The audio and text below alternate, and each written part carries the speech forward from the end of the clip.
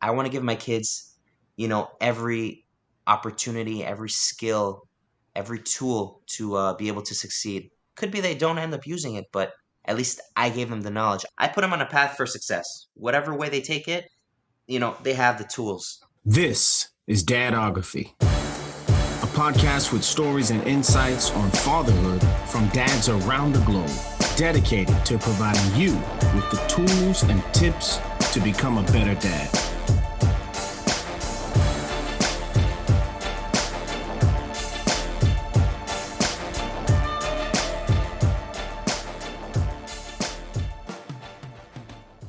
I'd like to extend a sincere welcome to all of our first-time listeners today. This is the Dadography podcast, and I'm your host, Corey Ward. Our podcast is committed to filling your fatherhood toolbox with ingenuity and practical steps to becoming an even better dad. We do that by having conversations with dads from literally around the globe in hopes of teasing out the tools they use and the ones they avoid to help you along your journey of fatherhood. Be sure to subscribe now on podcast platforms such as Spotify, Apple Podcasts, Castbox, and more. And of course, you can find us on YouTube by typing the Dadography podcast. If you've been here before and you've come back for more, welcome back, man. Our guest today wears many hats. He, of course, is a father, but he's also a husband, business owner, and jiu-jitsu practitioner. That's a first on the show. And maybe we'll get a chance to get into that a little bit later. And with that thought in mind, I'd like to introduce Mr. Isaac Groisman to the show. Isaac, thanks for coming on the show today. We really appreciate it, man. How's it going? Thanks for having me. Everything's going great. Thank God. Good, man. Obviously we're in the same jiu-jitsu school, and I had the good fortune of getting to know you a little bit. And this is actually the first time that I get the chance to know you a little bit better as a father. So I'm pretty excited about that. I know we've had a couple of little short conversations, but this promises to be of benefit to me, and I'm sure our listeners as well, man. So let's jump right into it, man. Let's jump right into it. We all tend to be the accumulation of our life experiences to some degree or another, right? The people we're around, the places we've been, the things we've experienced. And as it relates to fatherhood, we tend to gravitate towards or away from what we experienced in our father based on that experience. And with that thought in mind, I'd like to ask you, man, or could you tell me a little bit about your dad and your childhood so I can kind of maybe have something to ponder as we move on throughout the conversation? Sure. So my father was born and raised in Curacao. Curacao is one of the ABC islands. There's three islands in the Caribbean. Okay. There's Aruba, Bonaire, and Curaçao's the third one for the sea. Okay. So he was born and raised there. It's very interesting because in this island they speak a language called Papiamento. It's a dialect of Portuguese, Dutch, Afrikaans, maybe some other languages in there that I'm forgetting at this moment. So it's very interesting. They do all the schooling in Dutch because it's a Dutch island, Yeah. and your average person there speaks probably at least four languages. They'll do English, Dutch, because from school, Mm-hmm. and then if they come from a specific country, like if there's a lot of Portuguese there, so maybe they'll speak Portuguese at home as well. Okay. So a lot of languages, different kind of upbringing. He comes from a Jewish household. The difference between my father's upbringing and my upbringing is that his parents were not really religious. Okay. So when my father was growing up, he became religious Okay. and he married my mom. And when he was raising me and my four sisters, I have four younger sisters, I'm the oldest. Mm-hmm. It was a different household than what he was raised because I was raised with, I think, a different value system because we're a little more, I guess you could say, stricter on following the Jewish guidelines, the Jewish way of life in Okay. terms of religion and culture. So I think my father maybe grew up a little more, uh, yeah, I'm trying to find a nicer way to say it, but a little more ignorant from his heritage. And as he got older, he Okay. got to learn about it, and I was born and raised in it. So it's like super Hmm. ingrained in me. Yeah. We actually have an interview that we did with a father from Curacao. And I'll be sure to, after the show, get you that so you can hear it. Really interesting. And we dealt with what it's like raising a child there. And, obviously in the Caribbean island, people tend to take vacations and, so they go there to party. And here you are raising a child in this environment. So it doesn't sound far fetched to me that your dad's upbringing, didn't necessarily follow the traditional path as it relates to just Jewish religion. And like I said Correct. earlier, we tend to be kind of like the accumulation of our life experiences. So at least for some time, he decided to follow that path on his own accord.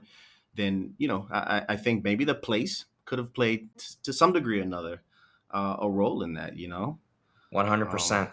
Yeah.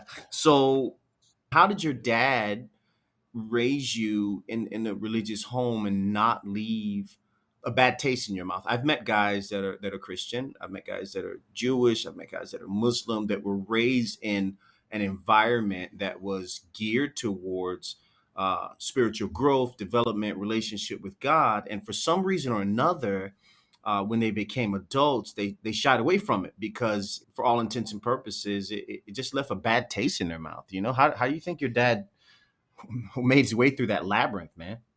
That's a great question. So, my father had me when he was about 20 years old. Okay. Now, I'm right now talking to you, I'm 30. I just had my first child about a year and a half ago.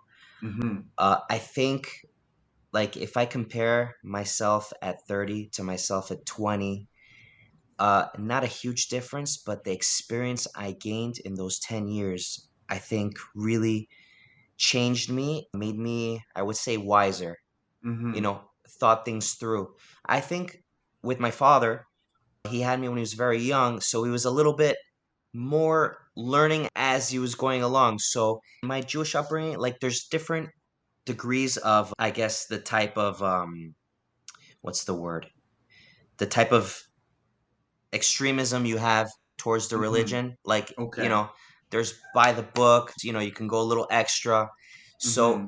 since he also did not grow up in that super strict household, I think I had like a light version, Okay. and it got a little bit more intense Hmm. as he was learning more and as he was raising me. So it wasn't just right away cookie cutter like different communities are. So I didn't really have that resentment towards religion like Hmm. some Hmm. others. I actually have a lot of friends, since we're on the subject, that were raised in a very strict Jewish household, super crazy conservative. And then when they got to a certain age that they reached independence and they totally rebelled. Hmm. Sounds like you avoided that primarily because you were kind of like, as your dad was on his own path of just growth spiritually. He wasn't, like you said, extreme, and so it afforded you an opportunity to gaze at it through the lens of a person who sincerely wanted to just grow closer and grow, not from the extreme rules guidelines. So that's Correct, correct. interesting, man. And I think Yeah. it also helped me kind of see that, there's more than one way, there's more than one path. And, Hmm. you know, y- people are individuals. Not everything is for everybody. Not everybody has to wake up, at sunrise and right Right. away Right. go to temple and then learn 10 hours a day. Not everybody's at that level. There's, Yeah. different people have different paths, and Hmm. they complement each other. You Yeah. can have the great scholars if you don't have the great philanthropists that support their study. You need both. Agreed. Agreed. How do you think the way that your dad fathered you then helped shape who you are now? I mean, I know we touched on the religious aspect, but let's talk about, like, the time he spent with you, the games that he played or didn't play. Like, how did your father and the way that he raised you help shape who Isaac is today? So there's a lot of things.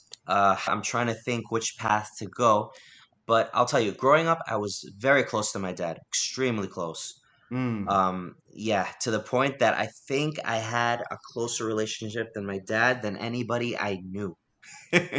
Wow. Yeah, What do you think really contributed to that? I know I'm deviating from the original question. We'll come back to it's it, but okay. how did he do that, man? Yeah, I'm the firstborn. Okay. Um, and I'm also the only boy. Okay. So it could be those two factors Okay. played Okay. like a really big role. It's kind of like it's all on my shoulders. The family Mm-hmm. name is on my shoulders, and not only that, but my father was the only boy in his family. Okay. Okay. So the last name, it the buck stops here. It's me. Right. So my father has a half brother, Mm-hmm. so they share a last name, but they weren't really close. My father's half brother is my age, so they were not Mm. close at all. Okay. So back to how the way he fathered you helped shape who you are now. So yeah, so I think me being the only boy had a big factor. Also in the household, it's Mm-hmm. my mom and four other girls. There's Okay. no other men to talk to. As a guy, I think it's important to have another guy to share with. And my father didn't have that, but he would use me even as a child. I would say it started around the age of 11, 12. Like Mhm. he's an entrepreneur, but he didn't start off as one. When he would working, he'd tell me how things are going at work, struggles he's having at work, struggles, with his boss, how he's overcoming problems, how things are looking up. Financially, there were ups and downs also, you know. Okay. Yeah. So I feel like I got to share in all parts of that because I was always given all the information of what's going on. I think maybe a little too young because there were times I would feel pressure about it, Mm-hmm. and there's really nothing a child can do about it. So there's good and bad to it, but I think it helps shape me. What I'll tell you what it did do. I think it gave me experience from a very young age. I think the best experience is learning from someone else's mistakes because you get all the benefits without the suffering. Right. So Exactly. Exactly. I think I got a lot of that. I got to learn a lot of the lessons the easy way. I think it helped me overall.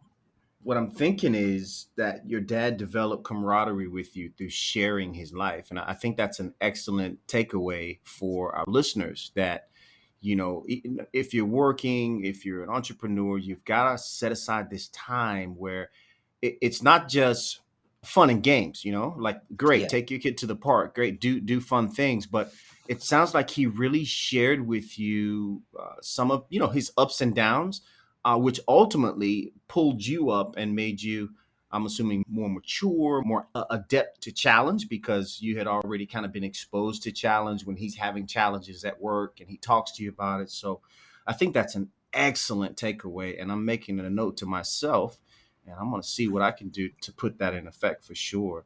Well, in your own words, how important is fatherhood? I didn't really get to appreciate or really understand the importance of it until I had my own kids. And yes, they're very young. My oldest daughter is about a year and a half. And I have another daughter. She's about 5, 6 months. But, you see at such an early age the effect a father has and their daughters, their girls. It's huge effect, huge effect. I think I heard studies that kids that have a father in the home and have like an involved father tend to have like higher IQ points overall. And I could see, but I think it's from a very early age, the developmental stage, that interaction with the father. I think it does Hmm. something to the brain and, helps with development. For sure, I know it does wonders for confidence because they have a place on the planet, right? So, like, if this group of people doesn't accept me, doesn't matter. I don't care. I got a dad. I've been loved. I've been encouraged. Like they have a place. So that's Correct. huge. You mentioned your oldest daughter's about a year and a half, and the younger 6 months or so, and it caused me to realize I was so excited to get into the conversation that I skipped right past the bio. Man, tell us a little bit about yourself, man. No problem. So I was born in Panama. I was raised in the United States, New York to be more precise. I'm married with two children. I have two girls. The first Hmm. one's name is Orly. The second one's name is Leora. I'm an entrepreneur. I have several businesses. I have a degree in finance and business management. I do a lot of different things. My wife as well. She's also an entrepreneur. We run businesses together as well. And like you said, teamwork makes the dream work. And Yeah. I really feel we run the household this way. Another thing, it's a little bit off the subject, but just speaking about this teamwork concept, Hmm. we also have a nanny. I have a nanny for my daughters. She helps out. We're very involved, but because we're entrepreneurs, sometimes we need like, for example, right now, my wife is helping run the business. My daughter's Hmm. sleeping right now. I put her to sleep, but if she were to wake up, the nanny would take over for that Yeah. time until we make some time. So, I gotta ask you this, Isaac, because in the U.S., the concept of a nanny is in existence, right? But it's not as prevalent as Central America or Latin America in general. As a father, how much of a benefit is it to have a nanny? having a nanny, it's a double-edged sword Okay. because I think it has to be used the right way. Hmm. Because if you have a household where I've seen this, the parents don't really raise the kid, the nanny raises the kid. The nannies raise the kid to where the kids feel like the nanny's more their mother than their own mother. Wow. And I think that's actually detrimental Yeah, to of a course. child's development, in my opinion. Hmm. You got to be involved. You know, Yeah, the for nanny's a sure. helper, but they're not the main characters in the movie. In my house, what we do is we started this thing about 3 months ago where once a month we'll Mm. have, I call it a staff meeting, and we discuss, like, for example, in my case, it's just girls. So, how do you think the girls are doing in school? Do we need to do something different? Should we put them to bed a certain time? And I take input. We take input. We do like a little brainstorming together to run the household efficiently. I got it from my being an entrepreneur. You have staff Yeah. meetings to make sure the business runs smooth. So I'm trying to run the household in a similar way. Well, guys that are listening out there, man, I think that's another solid tip right there. Even if you don't have a nanny, the idea of having the staff meeting where you're analyzing together as a couple or as partners the livelihood of your children, the growth, and then making decisions together, I think is great. Of course, that leads us back to teamwork makes the dream work. But I Correct. definitely I can see that only as a plus. I think usually in my household, either I'll call a shot or my wife will call a shot, and we just roll with it. There's unfortunately, and I hate to say it, but it's the truth. Unfortunately, there's not a lot of teamwork unless it's something major. But you're talking about like, hey, should they go to bed earlier? Should we, should they study more? I mean, those are not they're not minuscule at all, but they're not usually the type of things that are topics of discussion. But I think I see a pretty clear benefit in doing that, man, for sure. So thanks for sharing that insight. I've never heard of anybody doing that either. You mentioned something in a previous conversation we had, so I'll mention it here. I know you'd like for your kids to speak four languages. What are the languages and why so many, man? Four languages? Yeah. So in our household, me and my wife, since we're born and raised in the States, well, I was born here, my wife was born in the States. We mainly speak English. When we were dating and everything was all English. Okay. Growing up in our household, she also spoke Hebrew. Mm, Her father taught her Hebrew, yeah. So she has those two languages and she's learning Spanish here. Growing up, I spoke Spanish, and then when we moved to America, I was about 5 years old. okay. So I learned English very quick. That age, you just absorb languages like Yeah, very you're easily. totally a Yeah, sponge. yeah. I was speaking English within 6 months. So I saw the benefit growing up. Then you speak to different people, you see the benefit of languages. So the four Mhm. languages I would like my kids to know, if everything goes according to plan, of course, Yeah, I'd like yeah. them to know English. Right now, for now, it's the international language of business. It's very Okay. important. Yeah. Spanish because we live in Panama. It's important Right. for them to know the language of the country they live in. Right. The third is Hebrew because it's at the end of the day, it's our heritage. I think it's important to know the language of our ancestors and our homeland. And also, we have a lot of books, a lot of words from our sages, different things, Hmm. and they're all in Hebrew. Okay. So it's important to know. Very important. Reading and writing in Hebrew as well. Okay. People don't talk about it, they just say speaking, but reading and writing. The next language, I'd want them to learn Mandarin. There's, I think, on the planet, a couple billion people that speak Mandarin.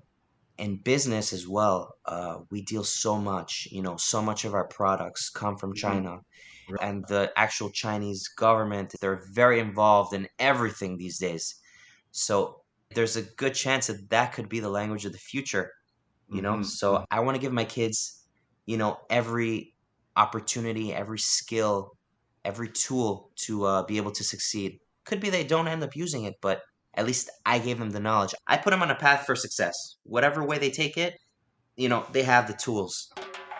Hey guys, this is Corey, host of the Dadography podcast. This episode is sponsored by and dedicated to you. Thanks for all your feedback and support. I mean that. However, if this is your first time tuning in, please be sure to subscribe. And if you've done that already and you're getting some value from our interviews with dads from around the globe, please share. Teamwork makes a dream work. Now back to the show. So, do you have any hopes in regarding other achievements you'd like to see your girls attain? So, as you mentioned earlier, we're both practitioners of Brazilian Jiu Jitsu. I would love for my daughters to attain at least a basic competence in the martial art. I actually play with my older daughter. I started playing jiu-jitsu games with her already Mm-hmm. at such a young age, so it's already like ingrained in her.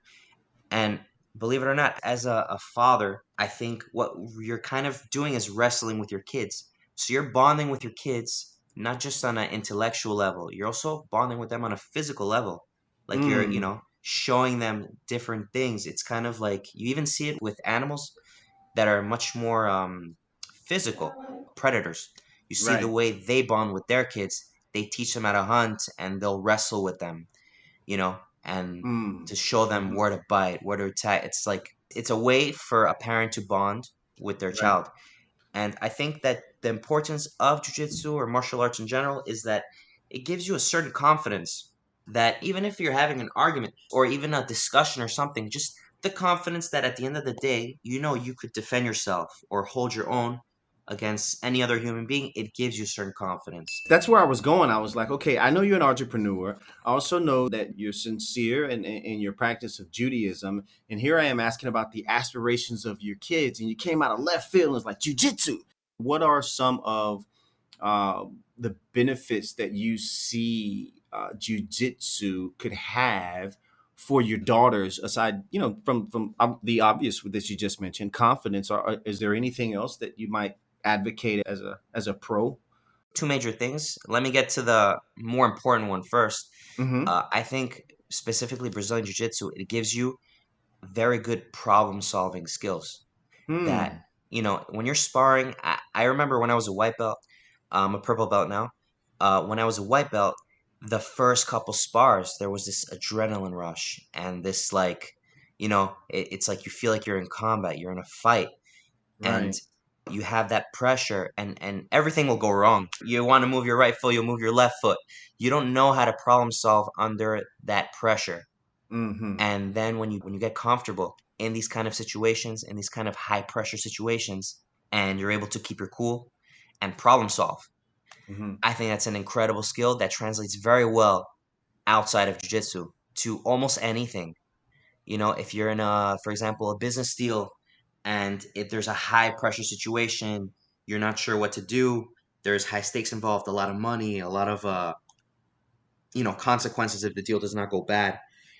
The way I see it is, what's more stressful? Having someone trying to break your arm and choke you unconscious, or dealing with a business deal? I feel like the first is way more Yeah. stressful. If you could keep calm under that situation, you can keep calm under almost any situation. I hear you, man. The second one, which is very important, but I think the first one kind of helps with that, is also bullying. Mm-hmm. As a father, I think the nightmare is sending your kid to school and having them get bullied. I've seen so many studies how, like, negatively it impacts a child and it affects them for life. Hmm. They get confidence issues, they get self-conscious. It's a mess. Especially in our age, we see it more because it's more out there, and with social media and everything, the bullying just Right. goes to a whole nother level. So it's important to bully proof them very, very young. I actually used to be an jiu-jitsu instructor back in the States. And Okay. I could tell you that there were some kids that I would teach and they were getting bullied in school. I taught them a lot of jiu-jitsu. I play scenarios. Not Okay. so much self-defense scenarios where you play with the kids. You play bullying scenarios with the kids. What Mm-hmm. happens if a kid calls you a name? What Mm-hmm. do you do? What happens if they push you? What happens if they make fun of you? So playing these different scenarios in a controlled environment, they know that I want the best for them. So if I'll call them funny names, I'll be like, "Your face looks like a banana," and they'll make them laugh a little bit, but they understand. And what I'm trying to like bully them gently, so they kind of put themselves in the scenario. I would teach them a couple of different steps. The first step is tell the kid to stop. It seems so simple, but a lot of Mm-hmm. times the kids they don't think about just asking the kid to stop. Right. A lot of it is because they don't have the confidence to ask someone to stop doing something. Mm-hmm. And then if I continue, I'll tell them the next step is you got to tell an adult, you know, because you got to give the adults a chance to step in. Right. So if you still get bullied, I tell them very simple: tackle. You tackle them, you mount them, and you hold them. You don't punch them, you don't scratch them, you don't hurt, we don't want to hurt the bully, we just want to control the bully. And you hold them there until you tell them, will you stop bullying me? And they might say no, it might last 30 seconds, whatever. Eventually they'll say yeah, because nobody likes being manhandled. Right. And Of then you let course. them up. You let them up, and the end result is the bully did not really get hurt, you Yeah. know? And you stood up for yourself.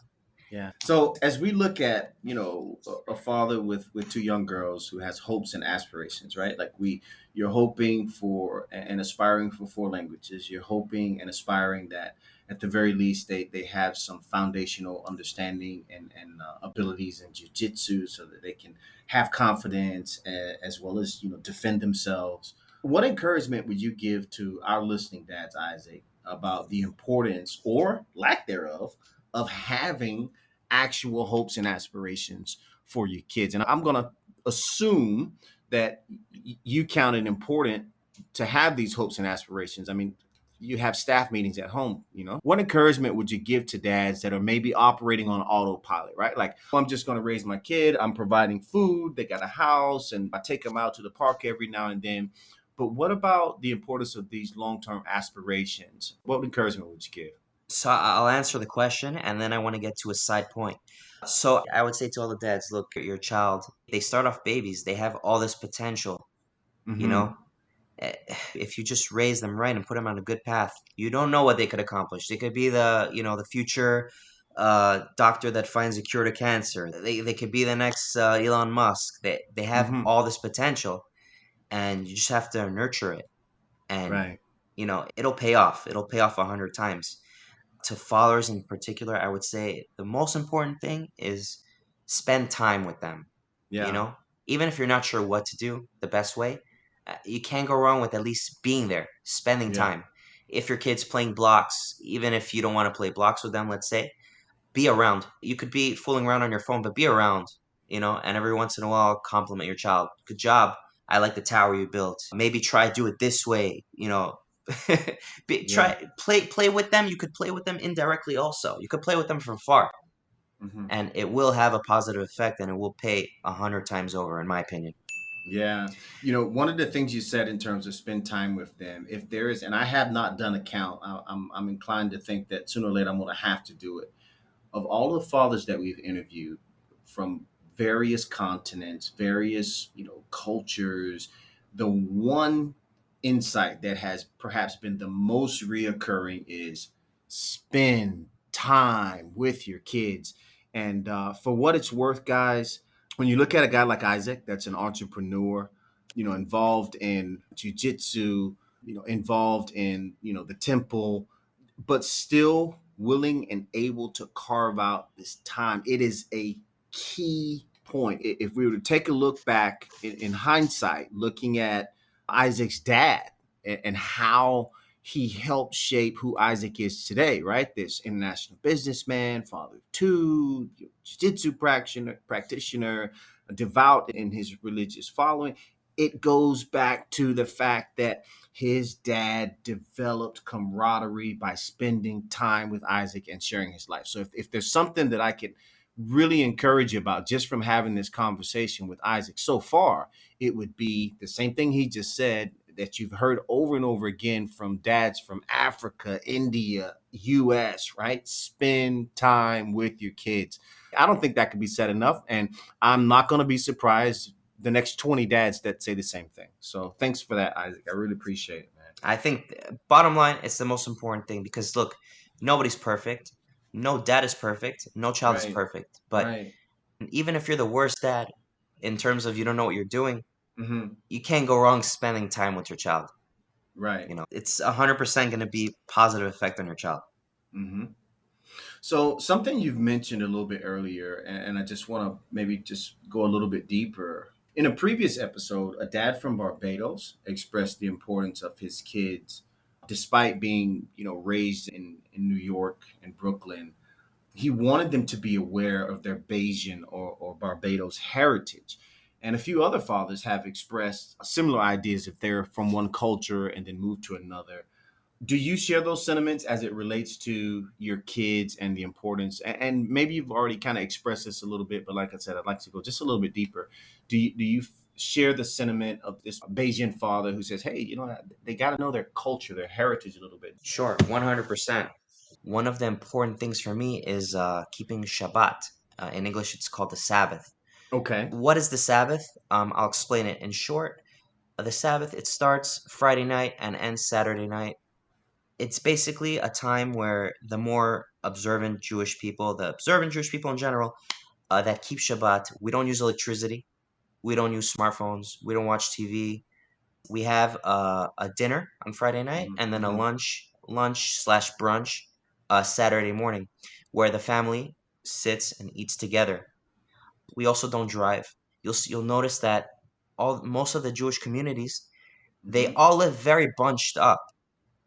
The reason why we live so bunched up is because on Shabbat we cannot drive and we have Okay. to walk to the temple. Mm. So we have to live in walking distance to a temple, and that's actually kind of how we all bunched up so much throughout the Right. years. That's the whole thing. Cause yeah, imagine if you could drive, I could live in any part of Panama. I could just Right. drive an Right. hour, whatever. But I can't walk there. So that's kind of why we're so bunched up. So Shabbat is a big thing in our Jewish culture. Since very young, I guess, I was always planning my household. And I think it's Mm-hmm. something that a lot of dads, until they become dads, they don't always think about it. I think even before you become a dad, you should think about it. How do you want to raise your kids? You should talk about it during dating. When I dated my wife, we Mm-hmm. spoke about how we're going to raise our kids, even since that stage. That's very important. Shabbat is a very good way to keep the glue together in the family unit. Another thing we do is the way we wake our kids up, the way we put our kids to sleep. When we put our kids to sleep, it's funny. I'm the one that puts my older daughter to sleep. She does not sleep if her daddy does not put her to sleep. It's very funny.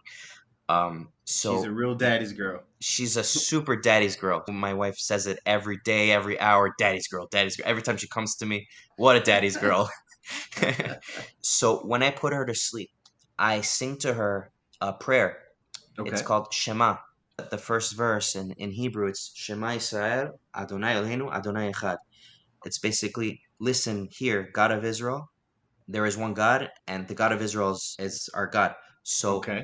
and then there's a little prayer, I sing a little song after, and that's how Mm-hmm. she goes to sleep. I give her her bottle. So, what's so important about this little ritual I do with my daughter, and almost every Jewish household does the same thing, brings back to how the Jewish communities have that glue keeping them together. There's a story. Mm-hmm.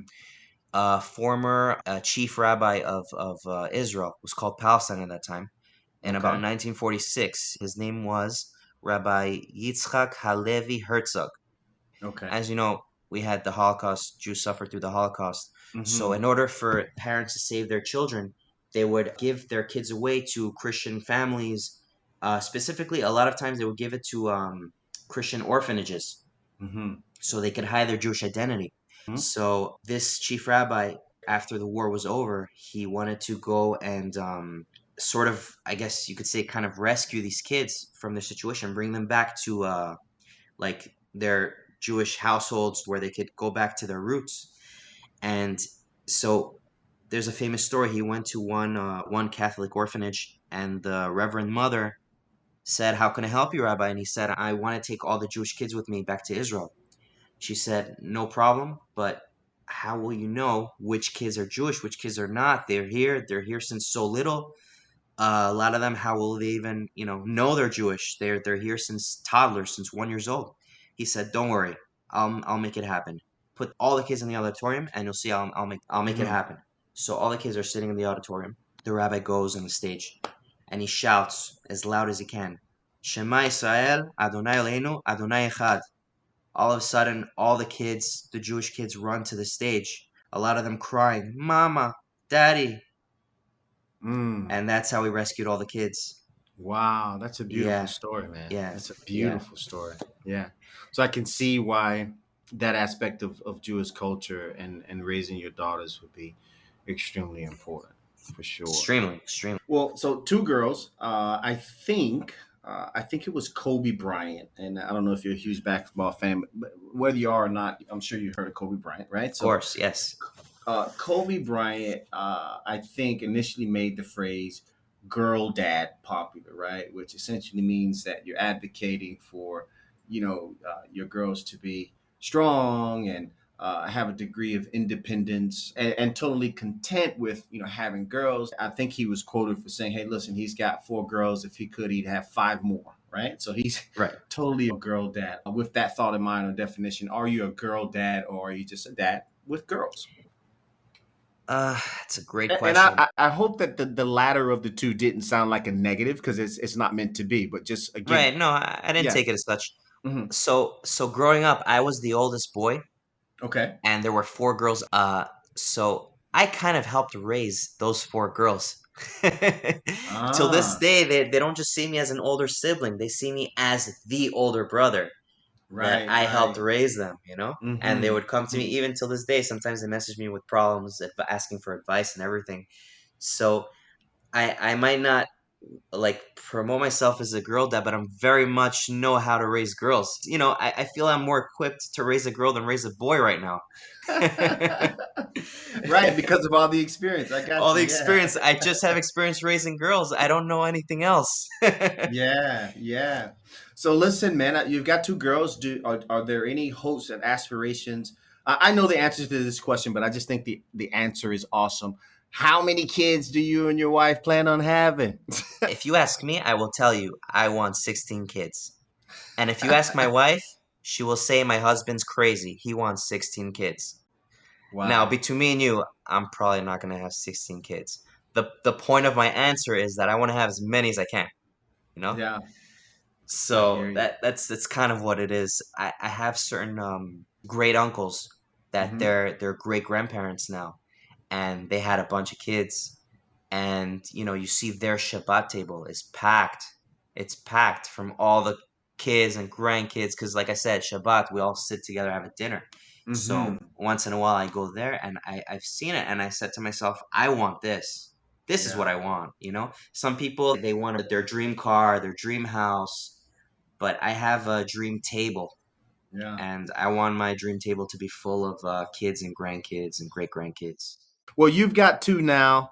Let's put it all in perspective. 20 years from now, your daughters, potentially, because the internet's here, will listen to this podcast somehow or another. You've mentioned, yeah, I did a podcast once when you guys were girls. And it would be cool if they've got a personal message directly to them. So, if you would, Isaac, before we bring this thing to a close, go ahead and talk to your girls, say something, and let them know how you feel. Sure, sure. So this goes to my two daughters, Orly and Leora.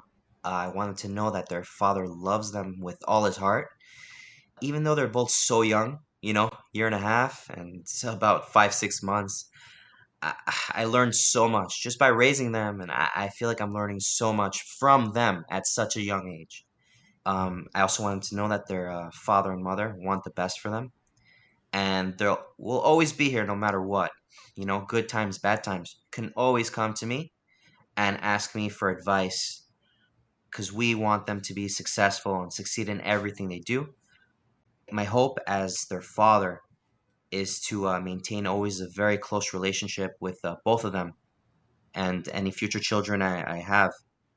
It would be cool if in 20 years they speak, Spanish, English, Hebrew, Mandarin, have at Mm-hmm. least a purple belt in jiu-jitsu. Nice. and are on the way to completing some kind of a higher level education or fulfilling a business passion. So when they're old enough to decide what they want to do, I want to be able to help them. I'll do my best to help them be successful in what they want to do. I have high hopes for the both of them. So no pressure, girls. Your daddy loves you. So, girls, there you have it. There's your digital message in a bottle, and here's hoping that you're totally aware of what an awesome dad you've got to be so pensive and intentional about considering all of the possibilities that will be available to you, and totally willing to stand by you. Isaac, it's been a real pleasure to converse with you. I feel like you've really taken me on a journey that's allowed me to see, to understand your ideas and thoughts as a dad. I feel like you've given me some tools that are definitely going to go in my toolbox. And your dad's still alive, is that correct? Yes, correct. I actually And met with him yesterday. Him and my yeah, mom. and for what it's worth, when you talk to your dad, you can let him know that the way that he spent time with you and developed that camaraderie and helped develop who you are is having some positive effects in your life and having some positive effects in my life. And now, as this thing goes out to the world, those courses of action will ultimately have an impact on the world. And we're thankful to him as well. And I appreciate you coming on the show, man. Staff meetings to discuss and brainstorm how to run the household efficiently. A great tool for doing family business. Isaac's dad built a different type of bond with him by sharing things about life a dad wouldn't normally share with his young child. It wasn't always easy, but this worked. Once again, we hear about teaching your kids beyond the basic school lessons. How many languages do you say? Education is beyond school, and you should take lead. Make sure you provide your kids with the knowledge and tools necessary for them to succeed in life. Honestly, your kids should be able to start a few steps ahead from where you started. Consider martial arts to help your kids with discipline and confidence. And for the 411th time, please spend time with your kids. See you guys next week. Thank you for listening.